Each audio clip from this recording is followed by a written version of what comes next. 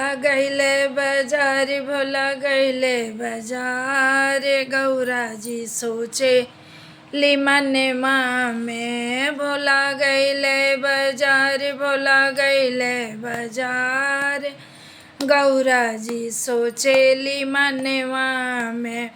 हम तो जननी भोला टीका ले आई हैं हम तो जननी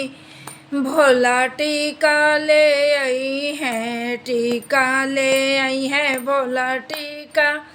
ले आई है टीका ले आई है भोला टीका ले आई है इत ले ले सरफा के मालावा लेके ले सरफा के मालावा जिया जर गइल हमार जिया जर गइल हमार भोला गौरा जी सोचेली मनवा में गौरा जी जनली हर वाले आई हैं गौरा त जनली हर वाले आई हैं हर वाले आई हैं भोला हर वाले आई हैं हर वाले आई हैं भोला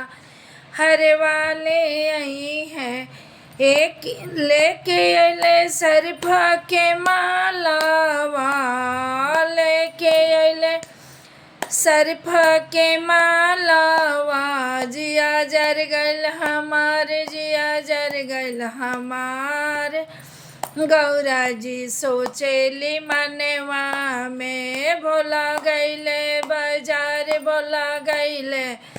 बाजार गौरा जी सोचेली मनवा में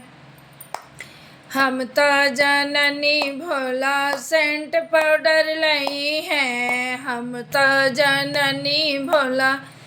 सेंट पाउडर लाई हैं इतले अले भभूतिया भोला लेके जे अले भस्मा भभूतिया जिया जर गइल हमार जिया जर गइल हमारे गौरा जी सोचेली मनवा में भोला गईले बाजार भोला गईले बाजार गौरा जी सोचे ले मनवा में गौरा जी सोचे ली लहंगा ले आई हैं गौरा जी सोचे ली चुंदरी ले आई हैं लेके अले मिर्गा के छालावा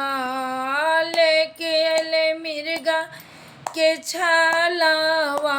जिया जर गए हमार जिया जर गइल हमार